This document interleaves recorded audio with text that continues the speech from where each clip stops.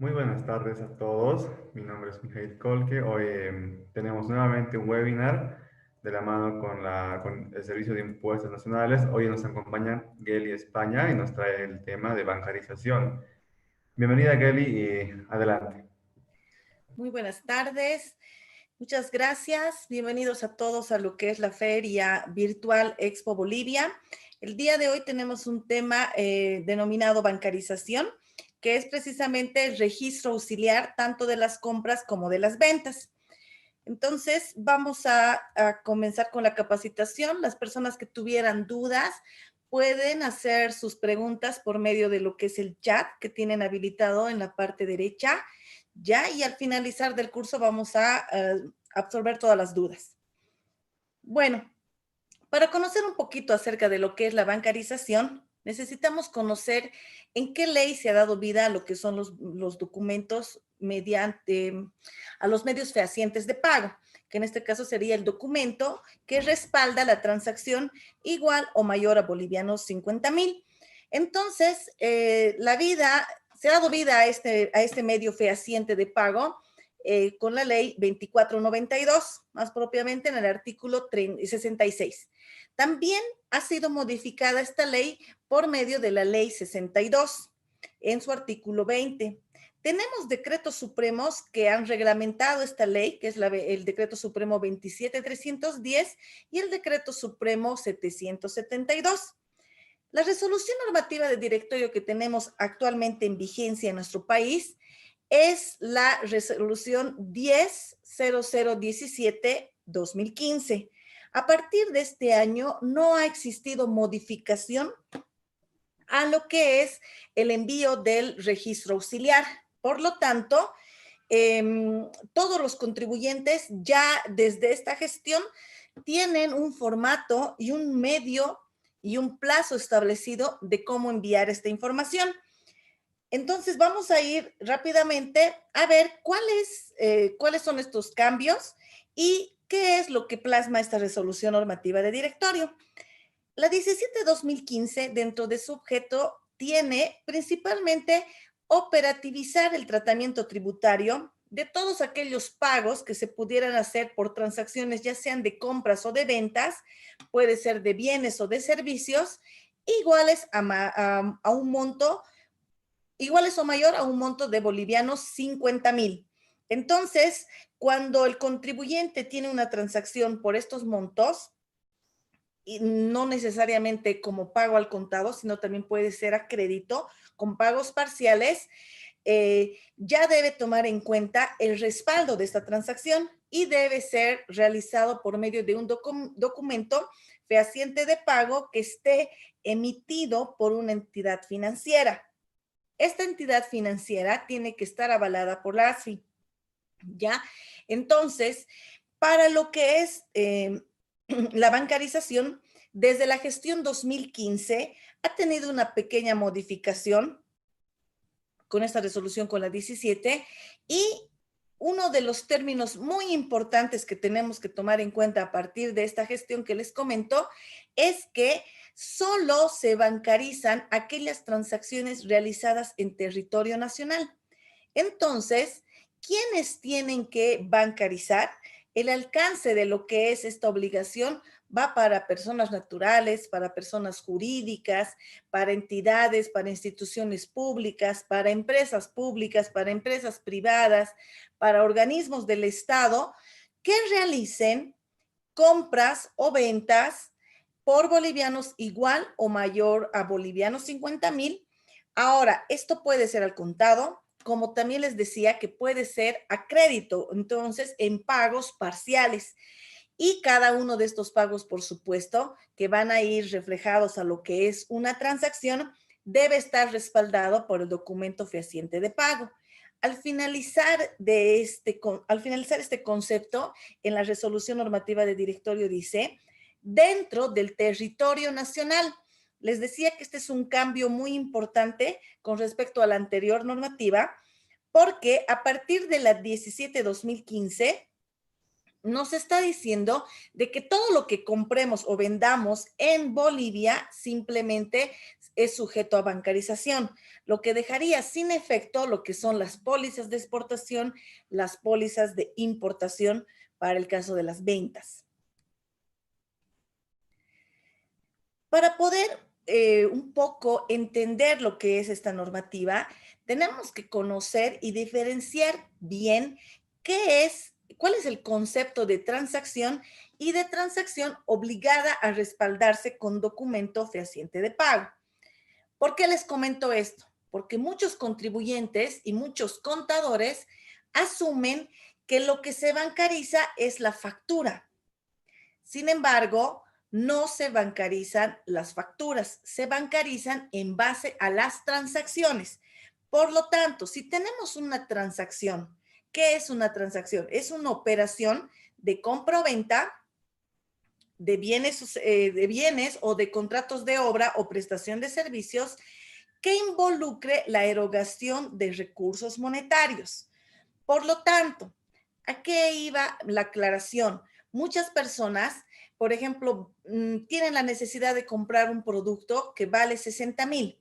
Entonces, se escucha en las personas de a pie, tal vez desde el no conocimiento de la parte tributaria, que dicen,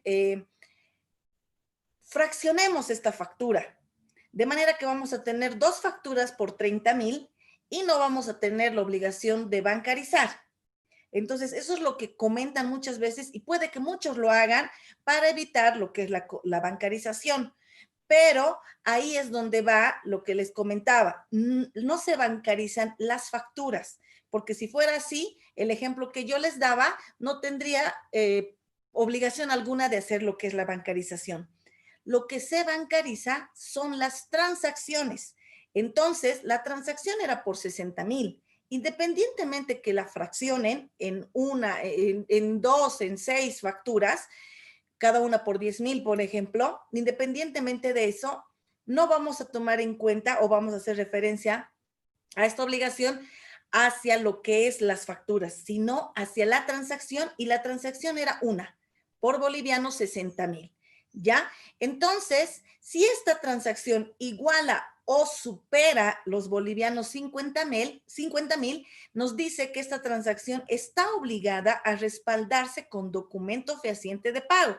Puede ser un documento fehaciente de pago cuando el pago es al contado, o pueden ser 6 documentos fehacientes de pago cuando lo hacemos por 6 pagos parciales de X monto. ¿Ya?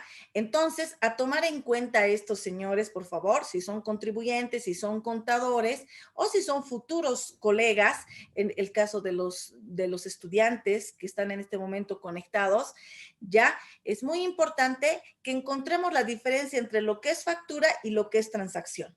Sí, una transacción, así sea en un pago o en varios pagos, si supera los bolivianos 50,000, deben ir respaldados estos pagos por un documento fehaciente de pago emitido por una entidad financiera. Estaríamos hablando por un banco. Por eso es que se llama bancarización, banco. Las primeras palabras nos dicen que nuestra transacción tiene que ser por medio de un banco. ¿Qué modalidad voy a escoger? Hay muchas y va a depender obviamente de las partes interesadas. Puedo hacerlo por depósito, cheque, transferencias, puedo hacerlo por traspaso de fondos, la que yo decida, pero tiene que ser por medio de una entidad financiera. Más adelante vamos a ver en 2 diapositivas qué es lo que le pasa negativamente tanto al comprador como al vendedor cuando no se procede de manera correcta y cuando no se hace por medio de una entidad financiera este pago o este cobro, ¿ya? Entonces, otro concepto muy importante que lanza esta resolución normativa de directorio, la 17/2015, es acerca del documento de pago. ¿Es el documento físico o electrónico? O sea, no quiere decir que tengo que ir hasta el banco. Puedo hacerlo por medio digital y sabemos que actualmente ya las herramientas son tantas que tenemos a disposición nuestra por las diferentes entidades financieras y entonces ya está, ¿cómo les puedo decir?, en manos del contribuyente o del cliente, que es el que compra el producto o el servicio, de acomodarse a esta modernidad, de preguntarle a su entidad financiera qué facilidades tiene, qué beneficios tiene y qué formas de pago o cobro le proporciona la entidad financiera de su preferencia en este caso, ¿ya? Entonces, el documento de pago es un documento, puede ser físico o electrónico, que lo emite una entidad financiera, ya que esté, por supuesto, reconocida, avalada por la ASFI o por el BCB. Entre lo que habíamos comentado de documentos de pago, tenemos cheques, tarjetas de crédito, tarjetas de débito, tenemos cartas de crédito, voucher por transacciones, órdenes de transferencia electrónica de fondos, por ejemplo. Entonces, cada contribuyente, cada cliente, según la entidad financiera donde pertenezca, va a poder utilizar las diferentes modalidades que tiene esta entidad. Para poder yo darme cuenta como cliente o como contribuyente si lo estoy haciendo bien y si tengo el documento fehaciente de pago que me va a ayudar a poder llenar un registro auxiliar de compras y ventas denominado bancarización, tenemos que encontrar esta información que está en la diapositiva en los vouchers, en el cheque, en el documento fehaciente de pago que me emite la entidad financiera. Entonces, este documento puede tener mucha información desde dirección, teléfonos de la entidad financiera, mi nombre comercial, el que ustedes deseen, ¿ya? Pero lo que no puede faltar son los 4 datos que les vamos a comentar en este momento. 1, no puede faltar la razón social de la entidad que está emitiendo el documento, ¿ya? Entonces, es muy importante que esté esta información. El número de la transacción u operación. Este número lo da la entidad financiera y esto va a ser en base a cómo esté diseñado su sistema y cómo es que ellos van ordenando cronológicamente los tipos de documentos que emiten, ¿verdad? Por ejemplo, si al comenzar la mañana el banco emite su primer o más bien su primer voucher de depósito, por supuesto va a tener una numeración. La siguiente persona que ingrese va a tener la que sigue y así sucesivamente, ¿verdad? Entonces, este número de transacción la otorga la entidad financiera, pero no puede haber un voucher, un traspaso, una transferencia, un cheque sin que contenga este número de transacción. La fecha de la transacción es muy importante, cuándo se ha hecho el pago o el cobro y por supuesto el importe. Entonces este importe es muy importante porque es lo que vamos a colocar en el registro auxiliar de compras y ventas, más denominado como, o más conocido más bien como bancarización.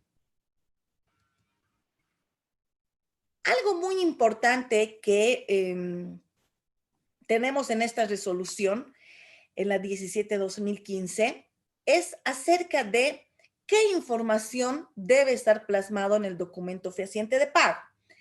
Y nos dice, los depósitos deberán ser realizados a la cuenta del vendedor de la cuenta del comprador. Los sujetos pasivos titulares del NIT que participen en una transacción.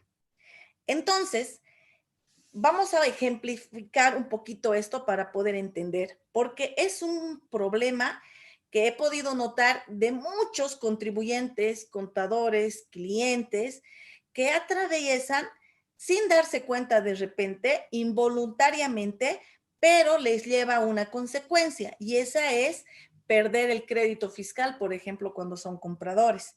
Entonces, ¿a qué nos vamos? Esta parte de la normativa nos dice que las transacciones, para obtener una transacción, recordemos que en una parte, en la segunda diapositiva, nos decía, tiene que haber una compra o venta, ya sea de bienes o de servicios. Entonces, si hay una compra, por ejemplo, de un vehículo, bolivianos 200,000, tenemos un comprador y tenemos un vendedor. El documento fehaciente de pago, el cheque, supongamos, tiene que ser el cheque emitido por el comprador. ¿A quién? Al vendedor. ¿Y dónde vamos a encontrar los datos de este vendedor? En la factura que el vendedor le emitió en el momento de el cambio de propiedad de este vehículo, ¿ya? Entonces, para poder tener una compra o venta, tienen que haber dos personas, el cliente, el comprador y el vendedor. Los documentos fehacientes de pago, independientemente de todas las modalidades que hemos visto, tienen que estar relacionando a estas dos personas. El uno que es el que va a pagar por el bien que está comprando y el otro es el que va a cobrar por el bien que está vendiendo, ¿ya? Entonces, estas dos personas tienen que estar dentro de los documentos fehacientes de pago. ¿Por qué les comento esto? Porque muchas veces se da la situación de que alguien viene a la administración tributaria y nos dice, le comento que he comprado en fecha X un vehículo, pero no tenía todo el dinero en mi cuenta. Entonces he recurrido a hacer un traspaso de la cuenta de mi papá al vendedor X, que es quien me ha vendido el vehículo, ¿no? Entonces, aquí se ven perjudicados ambos. ¿Por qué? Porque la factura estaba para quien va a ser dueño de la nueva herramienta, en este caso el vehículo, ¿ya? Pero el documento fehaciente de pago no está desde la cuenta de este señor al vendedor, al dueño de la tienda de vehículos, sino está de una cuenta diferente, porque habíamos comentado que era el papá, el socio, alguien que me debía dinero y que directamente me lo ha pagado a la empresa, etcétera. Muchos casos que se puedan dar. Entonces, no debemos cometer esos errores porque la resolución normativa de directorio 17-2015, en uno de los artículos, nos dice que uno de los requisitos indispensables para un documento de fehaciente de pago es que este documento fehaciente de pago esté emitido desde la cuenta del comprador hacia la cuenta del vendedor, ¿ya? Entonces, ese aspecto es muy importante. Nos vamos a lo que es la prestación de servicios de realización continua, cuya factura o nota fiscal se emite de carácter mensual a la conclusión del periodo. Estos son los servicios de tracto sucesivo que conocemos. Ya, por ejemplo, agua, luz, servicios básicos prácticamente, alquileres de bienes inmuebles, un seguro de vida. Entonces, la naturaleza de estos servicios son que el servicio se viene dando de manera continua, ¿ya? Y no es posible determinar en qué momento se estaría haciendo un corte del servicio, salvo que en este caso estas empresas nos los hagan saber por medio de un aviso de cobranza, por ejemplo, lo que pasa con CETAR, con COSALT. Entonces, ellos, para determinar el servicio, porque este nunca se corta, ¿verdad? Así apaguemos nuestros focos de nuestra casa, de nuestra empresa, el servicio sigue corriendo.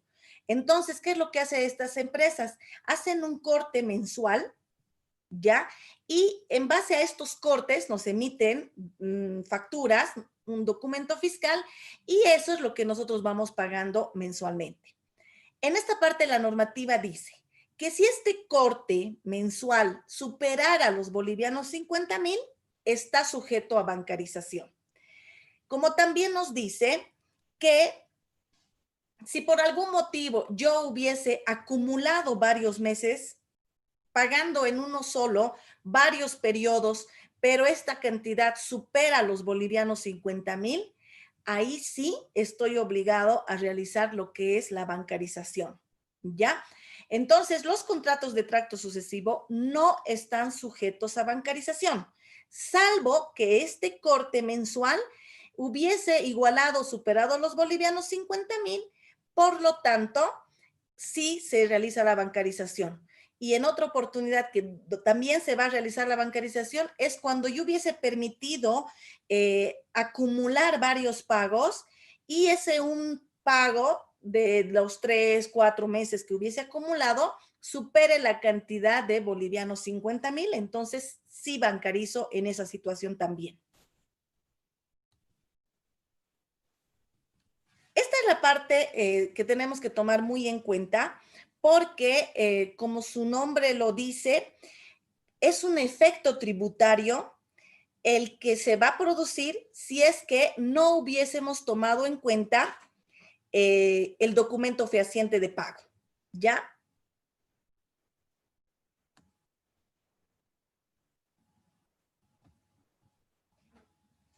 Vamos a dar lectura a la diapositiva y les voy a pedir un minutito para que puedan interpretar lo que dice y yo darles la explicación.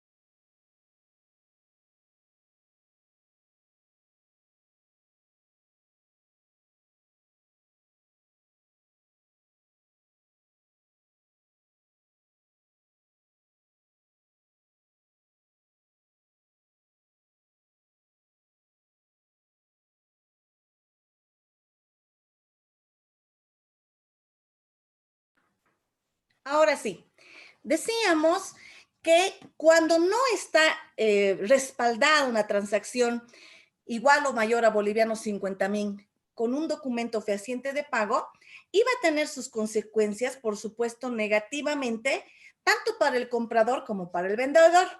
Vamos a ver qué es lo que pasa para el que compra, entonces para el cliente. Si yo, comprador de un vehículo, he realizado la compra, pero no he realizado desde mi cuenta bancaria, o he realizado la compra pagando en efectivo, entonces, ¿qué es lo que va a pasar? No tengo el voucher, no tengo el documento fehaciente de pago que respalde esta transacción. Entonces, yo, comprador, pierdo el crédito fiscal. No voy a tener un crédito fiscal para mi formulario 200 y poder tener derechos para poder compensar los débitos fiscales que se me pudieran haber generado en un periodo. ¿Qué pasa con el vendedor? El vendedor es el sujeto pasivo, el contribuyente, que por supuesto realiza las ventas, ya sea de bienes o de servicios. Si se ha realizado una venta sin documento fehaciente de pago o le han depositado a una cuenta que no era del vendedor, del sujeto pasivo que ha emitido la factura, entonces, ¿qué va a pasar para este vendedor? Él va a tener que hacer el pago del débito fiscal de esta transacción sin derecho a compensar si es que tuviera en ese periodo facturas que superen, por supuesto, o tal vez no superen, pero tiene facturas de créditos fiscales para poder compensar este débito fiscal, no lo va a poder hacer. Va a tener que cancelarle el 13% de esta transacción que no cuenta con un documento fehaciente de pago.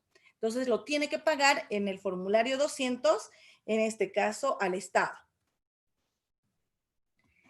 No es la única repercusión. También tiene repercusión con lo que es el IUE. El IUE es el impuesto a las utilidades de las empresas y un comprador que no tiene un documento fehaciente de pago, ¿qué es lo que va a hacer? Esta compra no la puede llevar como gasto deducible. Por lo tanto, al no contar con el documento fehaciente de pago, lo tiene que considerar como un pago, no, como un gasto no deducible, ¿ya? En otras palabras, el IUE, sabemos que en el IUE, para la determinación del IUE, nos vamos a un estado de resultados. En el estado de resultados, dos cuentas tienen interacción, que son todos los ingresos menos todos los gastos y se determina la utilidad. En este caso, estos gastos no los voy a poder poner ahí para disminuir mi utilidad, pues al no estar respaldados por un documento fehaciente de pago, la normativa dice que se va a considerar como un gasto no deducible precisamente del IUE. También, no solo esto es para contribuyentes, también se ven perjudicados aquellos dependientes, aquellos empleados en calidad de dependencia que necesitan las facturas para poder compensar su ERES e IVA. Si yo, por ejemplo, trabajador de una empresa, que soy parte de una planilla tributaria, quisiera presentar mi factura porque me he comprado una maquinaria que cuesta más de 50,000 y necesito que ese crédito fiscal vaya a compensar lo que es mi IRS-IVA en la planilla tributaria, pero lamentablemente no tengo el documento fehaciente de pago respaldando esta compra. ¿Qué es lo que va a pasar? Pierdo ese derecho. Por lo tanto, recursos humanos o contabilidad, dependiendo de la institución donde yo pertenezca, me tiene que depurar esta factura y, por supuesto, no me sirve para acumular crédito fiscal en lo que es una planilla tributaria. Entonces, cuando yo trabajo en calidad de dependencia, habíamos comentado que puedo presentar facturas para ir acumulando mi crédito fiscal y compensar el IRS-IVA mes a mes. Si este es el caso, si tengo facturas iguales o mayores a bolivianos 50,000, tengo que presentar la factura original, mi formulario 110 y el documento fehaciente de pago. ¿Ya? Ese voucher que me da la entidad financiera que demuestra que yo he hecho el pago de este bien o este servicio que me he comprado, pero por medio de una entidad financiera.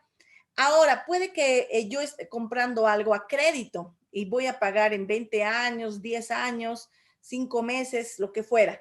Si tendría que ser esta factura parte de un documento privado, de un préstamo, entonces, además de la factura, el formulario 110, tengo que presentar el documento fehaciente de pago y la fotocopia del crédito, del préstamo, ¿ya? Para que, por supuesto, en recursos humanos o en contabilidad, me acepten como respaldo de lo que es la bancarización. Los contribuyentes, habíamos comentado, todas las personas que trabajan en una institución pública o privada y son en calidad de dependencia y han tenido transacciones iguales o mayores a bolivianos 50,000, no olvidemos que tienen que presentar toda la información que corresponda cuando tengo transacciones iguales a bolivianos 50,000, ¿ya? Caso contrario, voy a perder este crédito fiscal. Se ve muchas veces en las instituciones de que de repente, ¿cómo les puedo decir? Yo soy el dependiente, pero yo no me he comprado nada. De repente se ha comprado un hijo nuestro, un familiar nuestro y que no trabaja en ninguna institución. Entonces nos dice, no quieres que te la dé la factura, a mí no me sirve, yo no trabajo en ninguna institución, no tengo empresa, por lo tanto yo no voy a compensar en ningún lugar de crédito fiscal. Entonces se ve muchas veces que en las familias, todos los miembros de una familia se hacen dar facturas a nombre de ese dependiente para que éste pueda acumular crédito fiscal. ¿Ya? Entonces, recordando diapositivas anteriores, para poderse dar esa situación, que por supuesto lo pueden hacer entre familiares, para poderse dar esa situación, tiene que estar el documento fehaciente de pago desde la cuenta del dependiente hacia la empresa que está vendiendo ese producto o ese bien, ¿ya? Solo así sirve para bancarizar. Porque les doy un ejemplo, si yo voy a utilizar la factura en mi institución, en este caso Servicio de Impuestos Nacionales, yo, Geli España, pero la factura sí ha estado a mi nombre, pero quien ha pagado es mi hijo, el documento fehaciente de pago está desde la cuenta bancaria de esta persona hacia la empresa que ha vendido el producto y no así desde mi cuenta bancaria. Por lo tanto, no va a servir para la bancarización ni para mí como dependiente, ni para la empresa, porque no le estuviera pagando el cliente a quien le ha emitido la factura. Entonces, tenemos que tomar en cuenta muy bien esos aspectos para que no nos depuren las facturas y en el caso del vendedor, no se haga depurar su factura a futuro si es que llegara de repente a una fiscalización, a una auditoría. Dentro de lo que es la bancarización, tenemos que identificar 3 etapas o 3 escenarios que pudiera tener una compra o venta de bienes o de servicios. ¿Ya? Vámonos al primer escenario, que es el más fácil y para los que son contadores me van a entender, es el que todos quisiéramos tener porque está realmente todo claro. Cuando en un periodo determinado, hagamos de cuenta septiembre 2020, se realiza la venta de un producto, se emite la factura de ese producto y el cliente emite el documento, por ejemplo, puede ser un cheque, en septiembre también, a la empresa que le ha vendido el producto. Está todo más que claro. ¿Cuándo debemos bancarizar? En el momento en el que se ha dado el hecho y se ha emitido la factura. ¿Por qué? Porque ha habido un cambio de propiedad del producto que se está comprando, ¿ya? Entonces, como bien les decía, ese es el ideal, porque para un contador es fácil encontrar la factura en septiembre, el documento fehaciente de pago en septiembre, por lo tanto, ¿con qué periodo voy a bancarizar? Con el periodo en el cual se ha emitido la factura. Vámonos a un segundo escenario. Y este escenario es cuando existen pagos anticipados a la emisión de la factura o nota fiscal o documento equivalente. ¿Qué quiere decir esto? Yo estoy pagando en este momento, pero de aquí a 3 meses me van a alquilar un local para hacer un evento grande, una feria, por ejemplo. ¿Ya? Entonces, existe el pago, existe la emisión del documento fehaciente de pago porque estoy emitiendo un cheque a nombre de los dueños de ese local donde yo voy a realizar un evento grande de aquí a 3 meses. Entonces, yo hago el pago, ¿ya? Y dice que todavía el hecho no se está realizando. Ahora, ¿qué dice la normativa Ley 843 en base a lo que son los servicios? Nos dice que el documento se debe emitir en el momento en el que termine el servicio prestado o exista un pago parcial o total, lo que ocurra primero, ¿ya? Entonces, yo hago el pago y de repente, hagamos de cuenta que con esto de la situación que estamos viviendo, recién logro tener contacto con este señor, con este proveedor del servicio, en este caso del alquiler del local, días después, en los cuales podemos encontrarnos para lo que es la emisión de la factura. Entonces, yo hice un pago los últimos días de agosto, pero la emisión de factura fue la primera semana de septiembre. ¿Qué periodo es el que yo voy a utilizar para lo que es el registro de bancarización? La normativa nos dice cuándo se emite la factura, en este caso con el periodo de septiembre, ¿ya? Y nos vamos a ir a un tercer escenario que ocurre todo lo contrario.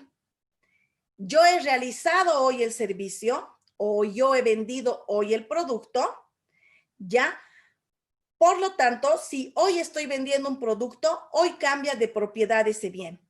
Entonces, tengo la obligación de emitir la factura, eso nos dice la ley 843, ¿ya? Emito la factura con fecha 31 de agosto, pero el pago me lo hacen 2 semanas después, 5 meses después. Bueno, entonces, el pago se está haciendo posterior a la emisión de la factura. ¿Cuándo es que debo bancarizar? La normativa en la 17-2015 nos dice, debe ser registrada esa transacción en el periodo en el que se realice el pago. ¿Ya? En otras palabras, para poder yo bancarizar, más adelante vamos a ver el Excel de una bancarización. En un Excel de bancarización yo tengo dividido en dos partes. La primera parte que es información de la factura y la segunda parte que es información del documento fehaciente de pago. Para yo poder llenar una columna, perdón, una fila de lo que es el Excel de bancarización y enviarlo al SIN, tengo que tener la información de las dos partes del Excel. Por lo tanto, tengo que tener los datos de la factura y los datos del documento fehaciente de pago para yo poder enviar a la administración tributaria. Entonces, si nos vamos al caso número 3, por ejemplo, recordemos, factura, documento fehaciente de pago. Dice, el pago es posterior a la emisión de la factura. Entonces, yo tengo la factura, los datos de la factura, pero como no hay pago por el momento, no tengo esta segunda parte. ¿Le puedo mandar al SIM? No puedo, porque solo tengo la mitad de la información cargada en el Excel.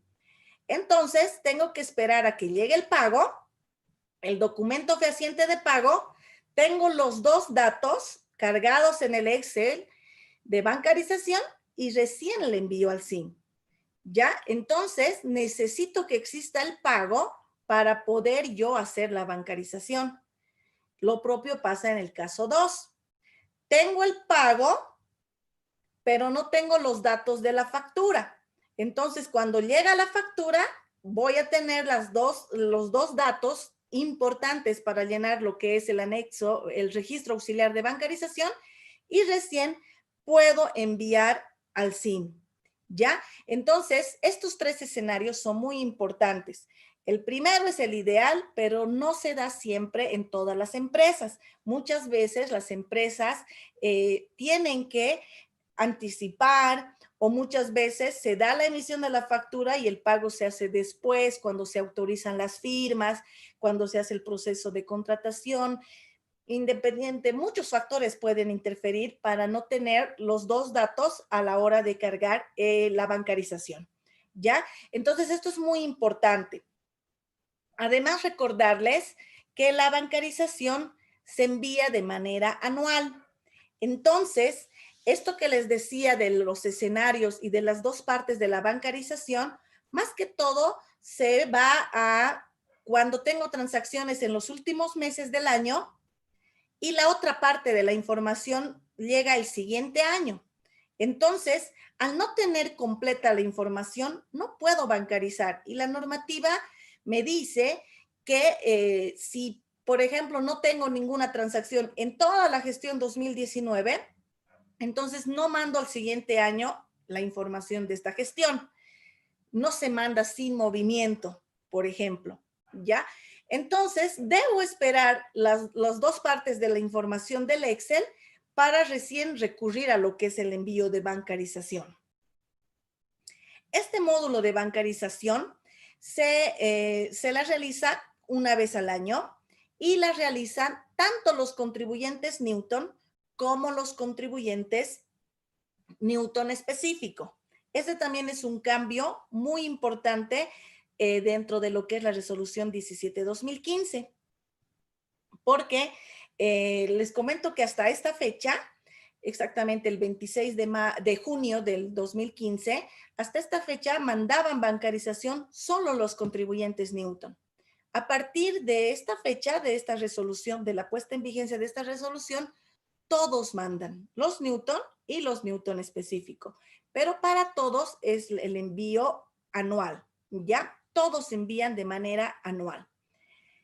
¿Qué es lo que mandan? Mandan el registro de todas sus compras, de todas sus ventas, que ya sean por compras o ventas al contado o por pagos parciales, que igualen o superen la cantidad de 50,000 bolivianos. ¿Dónde se hace esta información o dónde se la genera esta información? Se la tiene que hacer en un Excel. El formato es el que ven ahora en pantalla, ¿ya? Se lo realiza en Excel y una vez que hemos typeado toda la información, lo que tengo que hacer es obviar los títulos y los totales y generar un TXT. Esta información yo la debo cargar en el aplicativo DaVinci. Este aplicativo lo que va a hacer es cargar las compras, cargar las ventas, si es que hubiera, y me va a consolidar un solo archivo, un solo DEC, y este es el que yo envío a la administración tributaria. Entonces, así como les había comentado, miren, todas las primeras casillas están destinadas a toda la información de la factura, hasta aquí. Fíjense, fecha de la factura, número de factura, importe de la factura, número de autorización de la factura. Todo es de aquí, desde el principio hasta la mitad, en base a la factura. ¿Quién emite la factura? El sujeto pasivo a su cliente. Ahora, desde la mitad para el final, es todo con respecto al documento fehaciente de pago. ¿Quién emite el documento fehaciente de pago? El cliente hacia el vendedor. Entonces, hasta la mitad es información de quién vendió el producto. Y de la mitad para el final es quién pagó por ese producto o pagó por ese servicio. Entonces, aquí solo nos interesa el contribuyente que está presentando su registro auxiliar de compras desde su cuenta, cuánto de dinero ha salido, por qué documento fehaciente de pago, en qué banco tengo mi cuenta, cuál es el número de mi cuenta, yo comprador, ¿ya? Y estos pagos que estoy haciendo tienen que ir referidos hacia quién me ha vendido, quién me ha emitido la factura a mí como comprador, ¿ya? Les voy a reiterar hartas veces esos términos porque tenemos que, ¿cómo les puedo decir? Dar fiel cumplimiento a lo que dice la normativa.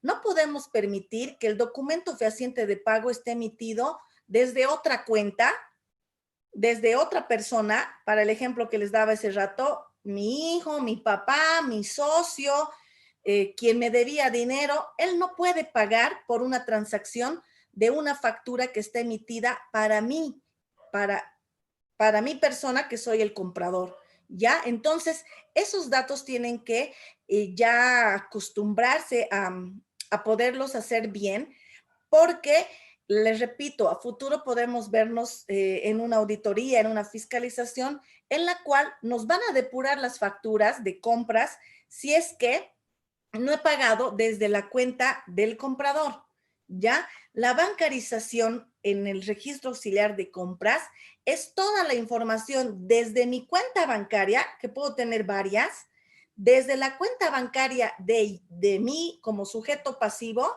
qué es lo que he pagado. Y en la primera parte, todas las facturas que a mí me han emitido con mi NIF, con mi nombre, con los datos de mi persona, porque yo sería el sujeto pasivo, ¿ya? Esto es con respecto a lo que es compras. Con lo que es ventas, es todo lo contrario. Yo soy el mismo contribuyente que en este caso está realizando su registro auxiliar de compras y de ventas, pero en esta casilla, en la de ventas, tengo que poner todo lo que yo he vendido, yo, Geli España, todo lo que yo he vendido y cuando me han pagado mis clientes, cómo ha ingresado ese dinero a mi cuenta bancaria, ¿ya? Entonces, en la primera parte habíamos dicho que es información netamente de la factura. Y como estamos hablando del libro de ventas, ¿quién ha facturado? Yo, Geli España. Entonces, yo he vendido los productos. Por lo tanto, esta primera parte de la información es de las facturas que yo emití. Entonces, por supuesto, al ser yo el contribuyente y al haber yo emitido, yo nada más que yo tengo la información de las ventas que he realizado. Entonces, en base a estas ventas, lleno esta primera parte de la bancarización. ¿Ya? Ahora, vámonos a la segunda parte que se llena el documento fehaciente de pago. Y aquí es muy importante que me atiendan porque hay muchos errores de personas que nunca han entendido realmente la esencia de lo que es este registro auxiliar. En esta parte, en esta segunda parte, hablamos del documento fehaciente de pago, el voucher que emite el banco, el depósito y todo aquello que emite el banco, pero desde el cliente a quien le vendí, cómo ingresa ese dinero a mi cuenta. Entonces me interesa el documento fehaciente de pago que demuestre que yo, Geli España, en mi cuenta del banco X, he recibido esa cantidad de dinero. Entonces, ¿qué cuenta es la que va a estar aquí? La mía, Geli España. ¿Qué banco? El banco donde yo tengo la cuenta. ¿Qué voucher? El voucher en el que ha ingresado el dinero a mi cuenta. ¿Cuánto es lo que me han cancelado a mí en mi cuenta? Y así sucesivamente. Disculpen que les repita tanto mi, pero es que necesitamos entender cuál es la esencia de las ventas, de registro auxiliar ventas. Porque lo que yo he podido notar en la experiencia que llevo en la administración tributaria es que muchas personas en el registro auxiliar de ventas quieren registrar en esta parte el cheque del cliente que ha emitido a Geli España por la compra de un vehículo. Entonces, lo llevemos al ejemplo. Si yo, Geli España, vendo vehículos, yo, Geli España, le he emitido una factura a Juan Pérez por la venta de un vehículo. Entonces, este señor me ha pagado por medio de un cheque. Entonces, el cheque, nos imaginemos un cheque, el cheque dice Juan Pérez y él le está pagando ¿a quién? A Geli España. Si yo registro aquí el cheque de Juan Pérez, estamos cometiendo un error, porque la normativa me dice que yo registre el documento fehaciente de pago de cómo ha ingresado el dinero a mi cuenta. Entonces, si yo registro el cheque de Juan Pérez, no se ve que el dinero haya entrado a mi cuenta.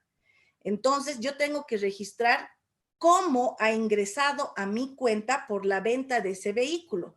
Entonces, yo tengo que llevar a la entidad financiera donde yo tengo mi cuenta y hacerla ingresar a mi cuenta. Puede ser por cámara o los diferentes métodos que tienen las entidades financieras, de manera que el voucher que voy a utilizar para la bancarización es ese depósito de cómo este cheque se ha hecho efectivo y ha ingresado a mi cuenta bancaria, o el traspaso, la transferencia, la modalidad que ustedes prefieran, porque ahí si ustedes ven en la diapositiva, tenemos 10 formas de pagos. Pero aquí tenemos otro dato muy importante. Dice, cuenta en la entidad financiera receptora del pago. Entonces, ¿a quién le están pagando? A Geli España, que era la que ha emitido la factura, que era la que ha vendido los vehículos. Entonces, tengo que poner aquí la cuenta de la entidad financiera donde yo, la que va a recibir el dinero, tiene su cuenta. ¿Ya? Entonces, el documento fehaciente de pago que se registra es el documento del que ha realizado la venta y no así del que está pagando. Todo lo contrario ocurría en las compras. En las compras, recordemos, la primera parte era de la factura que me han emitido cuando yo me compro un auto. Y la segunda parte es cómo yo, Geli España, he sacado el dinero de mi cuenta bancaria, cómo he pagado ese bien, cómo he pagado ese servicio. En otras palabras, tanto para compras como para ventas, la única cuenta importante y sujeta a bancarización es la cuenta del sujeto pasivo. Cuando compra, cómo paga, y cuando vende, cómo ingresa a mi cuenta ese dinero. ¿Ya? Entonces, en la medida en la que entendamos esas figuras, es que vamos a poder entender cómo realmente se llena de manera correcta lo que es la bancarización. ¿Ya? Como dato, cuando compro, ¿cómo saco ese dinero? Y cuando vendo, ¿cómo entra ese dinero a mi cuenta? Entonces, el único importante en el momento de hacer una bancarización es ese sujeto pasivo. Sus compras, sus pagos y sus ingresos, cómo le ingresa el dinero, ¿ya? El envío se lo hace una vez al año, habíamos dicho. De toda la gestión 2020, por ejemplo, se va a enviar el 5 de febrero si mi NIT termina en 0 y 1. Y el 9 de febrero si mi NIT termina en 8 y en 9. Entonces tenemos terminado el año, más de un mes para poder yo hacer esta información, elaborar esta información, que se la envía por medio del aplicativo DaVinci. Si yo me hubiese percatado de que he cometido un error o una inconsistencia de repente con el número de cheque, ahorita con esta capacitación me estoy dando cuenta que cuando yo vendí yo registraba los cheques de mis clientes y no así el voucher de cómo ingresó el dinero a mi cuenta, entonces yo tengo que ir a hacer una rectificación. Para rectificar, tengo 30 días desde el momento del vencimiento para yo poder enviarlo sin contravención. Si rectifico después de este plazo, voy a tener una contravención. La contravención por rectificar fuera de plazo es 50 UFBs para personas naturales y 100 UFBs para personas jurídicas. Si yo contribuyente por desconocimiento o por olvido no mando mi bancarización, el no envío es 50 UFBs de multa para persona natural y 1000 para persona jurídica. Si yo hubiese enviado fuera de plazo, tengo 150 para persona natural y 300 para persona jurídica. Y si envío mi bancarización con errores de registro y estos errores han sido más de 51 filas con errores, tengo una sanción de 100 UFBs. Tal vez como dato importante, para considerar una fila con error, tiene que haber más de 3 errores en una fila. Entonces estaríamos hablando que para tener más de 51 filas con error, 51 por 3, esa sería la cantidad de errores que tuviera que tener como contribuyente para tener esta contravención. Entonces, eso es, señores, con respecto a lo que es la bancarización. Espero que haya sido provechoso para ustedes el curso de hoy y vamos a habilitar el chat para que puedan hacer consultas si es que tuvieran con respecto al tema.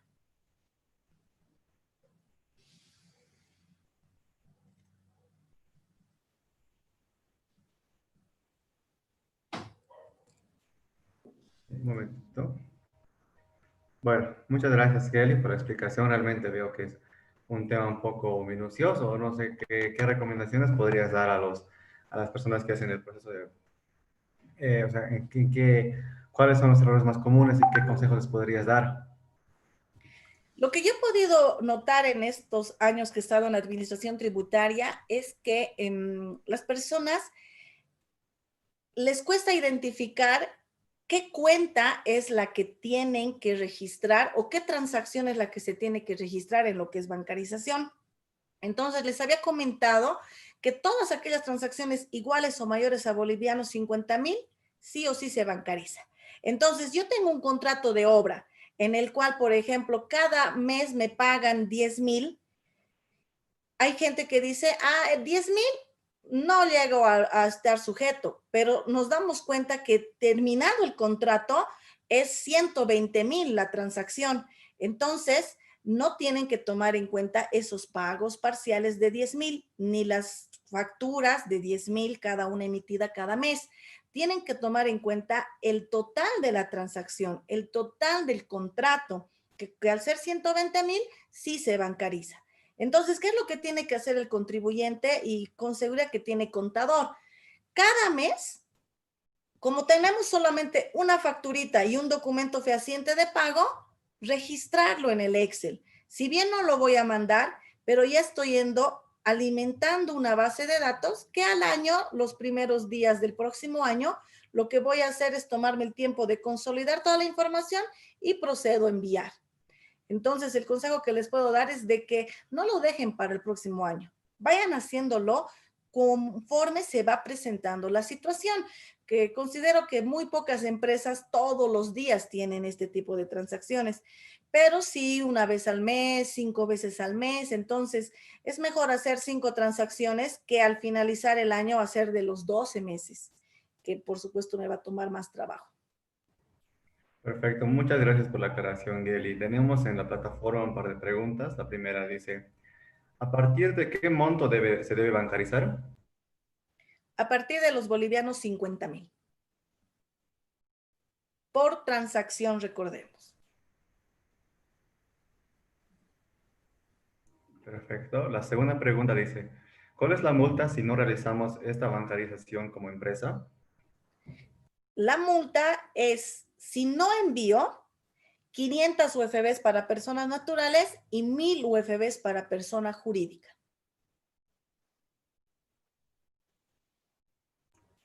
Ok, también tenemos ¿Qué respaldos se necesitan para la bancarización? Bueno, el respaldo va a depender de la modalidad que yo haya escogido para poder hacer el pago. Dependiendo de la entidad financiera a la cual yo pertenezca o de mi preferencia, pueden ser cheques, vouchers, depósito, transferencia, traspaso de fondos, tarjeta de crédito, débito. En realidad, la que yo haya utilizado como modalidad para hacer la transacción.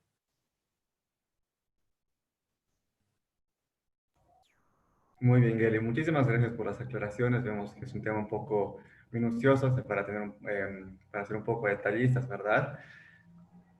Y sí, es muy importante además porque no olvidemos que estamos en fiel cumplimiento de lo que dicen nuestras leyes y dentro de lo que es la 2492 tenemos la creación de lo que es un documento fehaciente de pago. Entonces, tenemos que educar a nuestros contribuyentes y que estos contribuyentes también cada vez se vayan acogiendo más al fiel cumplimiento de los deberes formales. Geli, tenemos una pregunta más. Dice, si un contrato es por 60,000, se paga y se factura 20,000 en una gestión y 40,000 en otra gestión. ¿En qué gestión se bancariza? Ya. Si estos primeros 20,000, hagamos de cuenta que han sido pagados y facturados en diciembre de la gestión 2019, entonces en enero de la gestión 2020 se va a mandar la bancarización solo de esos 20,000. Y el próximo año, en el 2021, se va a hacer por los otros 40,000. ¿Ya? El único requisito para bancarizar es tener el pago y la factura. Si ambos, así sea una pequeña parte de la transacción, ya han ocurrido en la anterior gestión, es momento de mandar esa información. Perfecto. Muchísimas gracias, Paola Copa, por la pregunta. Ha sido un buen ejemplo. Muy bien, entonces, bueno, esas son las preguntas que tenemos por hoy. Recordarles a todos a nuestros visitantes de que el video va a estar disponible en la plataforma, en la biblioteca de videos, em, como también en la página de YouTube de la Cámara Alemana. Muchísimas gracias por la explicación, por todo el tiempo, Geli, esta semana. Ha sido realmente temas muy importantes, muy informativos y realmente nos ha quedado claro.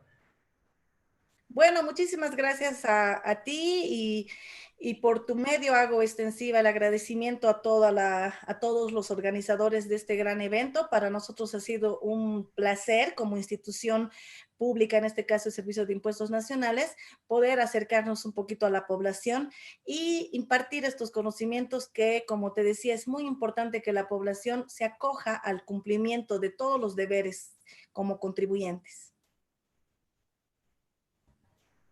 Perfecto, Geli. Muchísimas gracias por participar nuevamente y hasta la próxima. Hasta otra oportunidad. Chao, Geli. Hasta luego. Muchísimas gracias.